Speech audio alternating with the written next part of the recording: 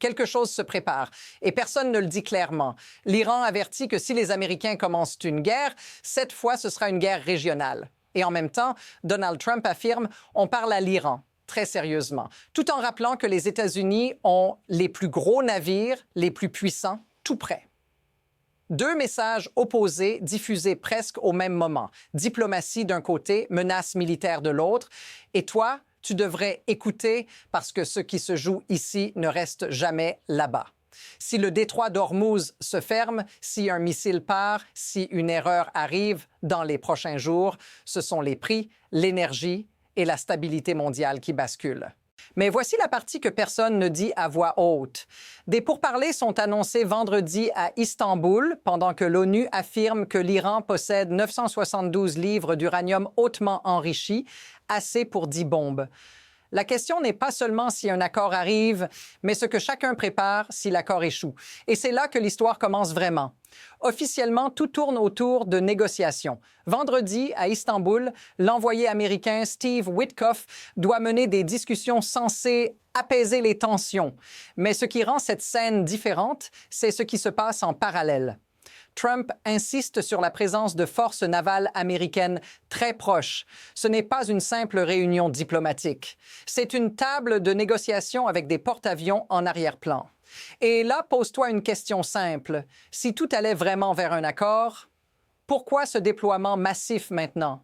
L'Iran avait annoncé des exercices militaires dans le détroit d'Ormuz, puis affirme ne plus vouloir de tirs réels après un avertissement du CENTCOM.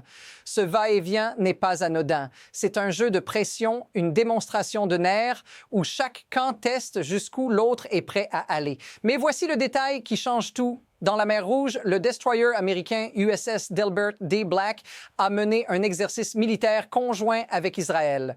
Sur caméra, ce sont des signaux envoyés à Téhéran, pas seulement des manœuvres. Et ce moment ressemble moins à une crise isolée qu'au début d'un nouveau chapitre. Parce que la vraie question n'est pas « est-ce qu'ils vont parler ?», c'est « qu'est-ce qu'ils préparent pendant qu'ils parlent ?» L'administration Trump affirme vouloir donner une chance aux négociations. Trump dit clairement « on parle à l'Iran et si on peut trouver quelque chose, ce serait génial ». Mais il ajoute immédiatement « si on ne peut pas, probablement de mauvaises choses arriveraient ». Cette phrase n'est pas une formule, c'est un compte à rebours. L'agence nucléaire de l'ONU affirme que l'Iran possède encore 972 livres d'uranium hautement enrichi, assez pour 10 bombes. Ce n'est pas un détail technique. C'est une quantité qui transforme chaque discussion en ultimatum. Washington ne négocie pas seulement pour éviter la guerre. Il négocie sous la pression d'un programme nucléaire que, même après des frappes, l'Iran semble vouloir maintenir. Mais remarque ce qu'il ne concède pas. Le chef du Conseil suprême de sécurité nationale iranien déclare que l'Iran ne transférera pas cet uranium hors du pays et ne limitera pas la portée de ses missiles. Autrement dit, sur les deux points les plus explosifs, Téhéran ferme la porte. Et voici où l'histoire bascule. Parce que si l'objectif numéro 1 des États-Unis est la dénucléarisation et que c'est un non absolu pour l'Iran, alors la question devient terrifiante. Ces pourparlers sont-ils une vraie sortie ou juste la dernière pause avant l'escalade? Pendant que les négociations se préparent, la tension grimpe à un autre niveau. La politique intérieure américaine pousse aussi vers l'affrontement. Des alliés de Trump, des faucons anti-Iran, mettent la pression sur la Maison-Blanche. On entend même cette phrase « c'est le moment décisif de votre présidence ». Ce n'est plus seulement une crise étrangère, c'est un test de pouvoir. Mais voici la partie que beaucoup ratent. L'administration Trump critique depuis longtemps l'accord nucléaire d'Obama pour avoir ignoré le stock de missiles balistiques iraniens. Israël insiste sur ce point aussi. Donc l'enjeu n'est pas seulement l'uranium, c'est la capacité de projection militaire de l'Iran. Même si un accord naissait, il pourrait être jugé insuffisant dès le premier jour parce que la question des missiles et des proxys reste entière. Et maintenant, watch how fast this escalates. Trump répond au guide suprême iranien en disant « Pourquoi ne dirait-il pas ça ?» Bien sûr qu'il le dit. Mais nous avons les navires les plus puissants du monde là-bas. Ce n'est pas une réponse diplomatique. C'est une démonstration de force en direct. Ce genre de moment normalise quelque chose qui ne devrait jamais être normal. Deux pays parlant de paix, tout en se préparant ouvertement à la guerre. Et si tu crois que c'est juste du théâtre, attends la prochaine couche parce que ce qui se construit derrière les discours est beaucoup plus concret. Certains experts sur les plateaux américains disent déjà que l'accord nucléaire n'est pas en vue. Rebecca Henrich, du Hudson Institute, affirme que l'Iran moque Trump tout en menaçant directement les États-Unis, parlant de tenir l'Amérique responsable. Ce n'est plus un simple désaccord diplomatique, c'est un langage de confrontation. Mais voici le contraste glaçant. On montre une carte des proxys financés par l'Iran, pendant qu'on décrit une population iranienne en crise, pénurie d'eau, prix alimentaires en hausse, monnaie qui s'effondre. Et pourtant, selon ces analyses, le régime continue de financer des groupes armés dans toute la région. La contradiction interne devient explosive. Un État qui manque de stabilité chez lui, mais projette du chaos dehors. Notice what they didn't deny. Personne ne nie que l'Iran reste un acteur central d'instabilité au Moyen-Orient. La discussion porte seulement sur la réponse. Et là, une phrase change tout. Henrich dit que pousser le régime au bord pourrait être une opportunité stratégique majeure pour la paix régionale. Ce n'est plus seulement empêcher une bombe, c'est parler d'un basculement de régime. C'est ici que le récit devient dangereux parce qu'une négociation nucléaire peut se transformer en quelques jours en débat sur la survie même du pouvoir à Téhéran. Et quand une crise devient existentielle, les décisions cessent d'être prudentes. Pendant que tout le monde regarde Istanbul, les événements s'empilent comme une pile de crises. On parle d'un Iran affaibli, d'une économie en chute libre, d'une pénurie d'eau grave. Dan Hoffman, ancien chef de station CIA, dit que l'Iran est plus faible qu'il ne l'a jamais été. Et c'est précisément ce qui rend la situation plus instable, pas moins. Israël aurait détruit des défenses aériennes iraniennes lors de la guerre de juin. Les États-Unis renforcent leurs actifs navals et préparent des défenses antimissiles. Et Rubio rappelle qu'il y a 30 à 40 000 soldats américains stationnés dans la région, potentiellement dans la ligne de feu. Now watch how fast this escalates. Parce que ce n'est plus une question théorique. Chaque missile iranien, chaque proxy, chaque base américaine devient un point de déclenchement. Plus la pression augmente, plus le risque d'un incident incontrôlé grandit. Une frappe ciblée peut provoquer une réponse. Une réponse peut embraser plusieurs pays. Et c'est exactement ce que le Guide suprême veut dire par guerre régionale. Et voici la question qui glace. Si l'Iran utilise ces négociations pour gagner du temps, combien de temps Washington est-il prêt à donner? Parce qu'à ce stade, chaque jour ressemble moins à une discussion et plus à une dernière fenêtre avant la tempête. Qu'est-ce qui se passe si cela continue? Maintenant, ramène ça à toi, parce que ce genre de crise n'est jamais confiné aux salles de réunion ou aux cartes militaires. Quand on parle du détroit d'Ormuz, on parle d'une artère mondiale. Si la tension explose, ce ne sont pas seulement des discours qui changent, ce sont les prix du carburant, les marchés, la sécurité et la vie quotidienne.